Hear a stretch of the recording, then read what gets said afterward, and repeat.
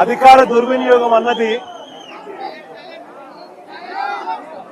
ఏ స్థాయిలో ఉంది అన్నది చెప్పడానికి విరూపాక్షన్న ఉదాహరణే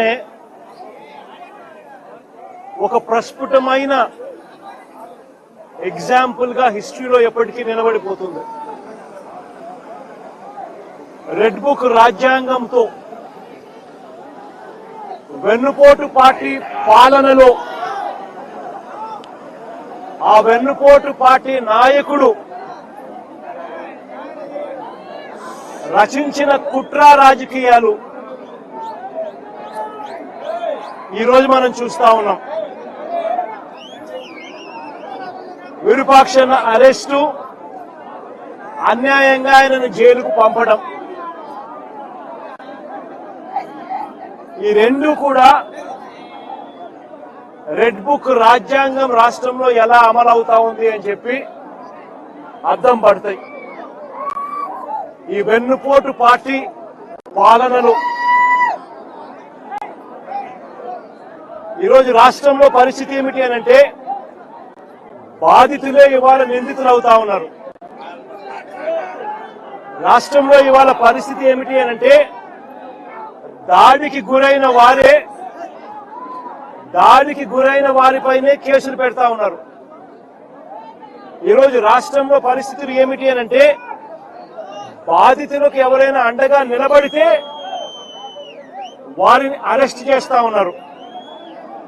ఈరోజు రాష్ట్రంలో పరిస్థితులు ఏమిటి అనంటే ఎవరైనా గట్టిగా ప్రశ్నిస్తే కేసులు, ఎవరైనా గట్టిగా నిలదీస్తే ఏకంగా నిలదీసిన వ్యక్తి ఇంట్లోకి జొరబడి తాను ఎమ్మెల్యే అయినా కూడా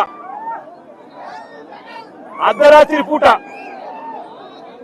వందల మంది పోలీసులను తీసుకొని వచ్చి ఇంట్లోకి జొరబడి ఇల్లును ధ్వంసం చేసి మరీ అరెస్ట్ చేసి జైల్లో పెడతా ఉన్న పరిస్థితి ఈరోజు చూస్తా ఉన్నాం. నేను అడుగుతా ఉన్నా, ప్రజాస్వామ్యవాదులందరూ కూడా ఆలోచన చేయాలి. ఎలాంటి ప్రజాస్వామ్యంలో మనం బ్రతుకుతా ఉన్నాము? గాంధీ పుట్టిన దేశంలో ఇవాళ ప్రజాస్వామ్యం కూని అయిపోయి పరిస్థితిలో ఈరోజు రాష్ట్రంలో పరిస్థితులు నెలకొని ఉన్నాయి. ప్రజల చేత ఎన్నుకోబడిన ఎమ్మెల్యే, మళ్ళీ రిపీట్ చేస్తా ఉన్నా, ప్రజలు ఓటేస్తే ప్రజల చేత ఎన్నుకోబడిన ఎమ్మెల్యే పరిస్థితి ఏమిటి అనంటే ఆయన ఇంటిపై వందల మంది పోలీసులతో రాత్రి 2:45 అంటే అర్ధరాత్రి దాటిన తర్వాత చంద్రబాబు నాయుడు గారి డైరెక్షన్ తో ఆయన ఇంట్లోకి వచ్చి, ఎమ్మెల్యే గారి ఇంట్లోకి వచ్చి ఆయన నిద్రపోతా ఉన్న సమయంలో డోర్లు పగలగొట్టి సీసీ కెమెరాలన్నీ కూడా ఎవరైనా దొంగతనానికి వస్తే సీసీ కెమెరాలు ఇంట్లో ఉంటే ఆ సీసీ కెమెరాలను ధ్వంసం చేస్తారు, తీసుకొని పోతారు. పోలీసులు చేసిన పని అది. 2:45 అంటే ఎవరు మనుషులు సంచారం లేని సమయంలో అర్ధరాత్రి దాటిన తర్వాత దొంగల మాదిరి పోలీసులు రావడం, బందిపోటు ముఠాల మాదిరి వందల మంది పోలీసులు రావడం, వచ్చి సీసీ కెమెరాలు ఇంట్లో ఉండేటివన్నీ కూడా తీసేయడము, పగలగొట్టడము, తీసుకొని దొంగతనం చేసుకొని పోవడం, డోర్లు పగలగొట్టడం, ఇంట్లోకి చొరబడడం, ఎమ్మెల్యేను అపహరించుకుపోవడం. నేను అడుగుతా ఉన్నా, ఎమ్మెల్యే ఏమైనా ఉగ్రవాదా అని? ఏం పగటిపూట నువ్వు నోటీస్ ఇస్తే ఎమ్మెల్యే రాడా? పగటిపూట మీరు ఏమైనా నోటీస్ ఇస్తే ఎమ్మెల్యే రాడా? ఇంట్లోనే పడుకొని ఉన్నాడు కదా. ప్రజాస్వామ్యంలో జరుగుతా ఉన్నది ఇది. ఇంకా ఆశ్చర్యం ఏమిటో తెలుసా? గంటల వ్యవధిలోనే టపా టపా టపా అని చెప్పి ఎమ్మెల్యే మీద 3 కేసులు పెట్టారు. ఒక కేసులో 34 మంది మీద, ఒక కేసులో ఇబ్బంది పెట్టే కార్యక్రమం చేస్తే, రెండో కేసులో మొదటి పెట్టిన 34 మంది కాక మరో 14 మందిని చేర్చి మళ్ళీ ఇబ్బంది పెట్టే కార్యక్రమం. మూడో కేసుకు వచ్చేసరికి మరో 12 మందిని మళ్ళీ ఇరికిచ్చే కార్యక్రమం. ఈరోజు మొత్తంగా 38 మందిని రిమాండ్కు పంపిన పరిస్థితులు ఈరోజు చూస్తా ఉన్నాం. నేను అడుగుతా ఉన్నా, ఇంతకన్నా దారుణమైన ఇంకొక విషయం ఏమిటి అనంటే, ఇంతకన్నా దారుణమైన విషయం ఇంకొకటి ఏమిటి అనంటే, ఎమ్మెల్యేతో కూడా సరిపెట్టుకోవడంలా ఎమ్మెల్యే కొడుకును, ఎమ్మెల్యే తమ్ముడి కొడుకును మొత్తం అందరినీ జైల్లో పెట్టారు. అంతేకాదు మరో తమ్ముడి కొడుకును ఇరికించే కార్యక్రమం చేశారు.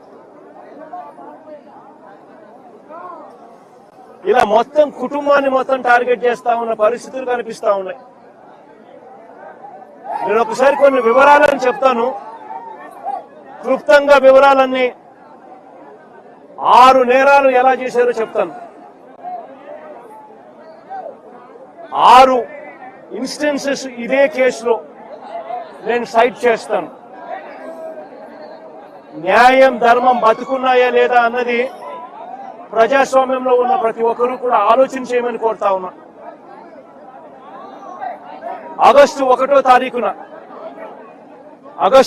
తారీఖున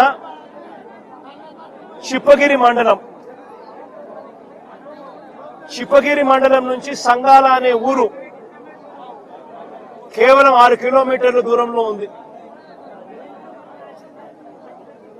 సంగాల అనే ఊరు కేవలం 5-6 కిలోమీటర్ల దూరంలో ఉంది చిప్పగిరి నుంచి. ఆ సంగాల అనే ఊరి నుంచి గిరి అనే ఒక కార్యకర్త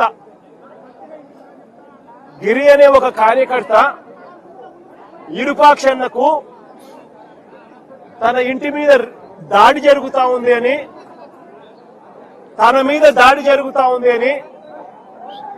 దాడి జరుగుతా ఉన్న తన ఇంటి ఫోటోను, ఇంటి వీడియోను సైతం ఎమ్మెల్యేకు తాను పంపించి 7:45 ఎమ్మెల్యేకి ఫోన్ చేశాడు.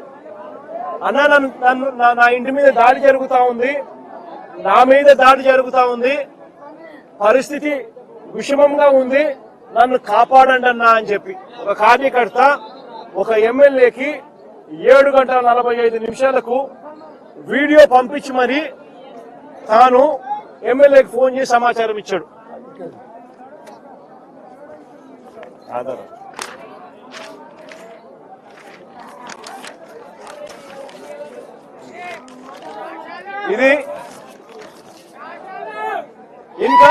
ఇది గిరి అనే కార్యకర్త ఎమ్మెల్యేకు 7:45 ఫోన్ చేసిన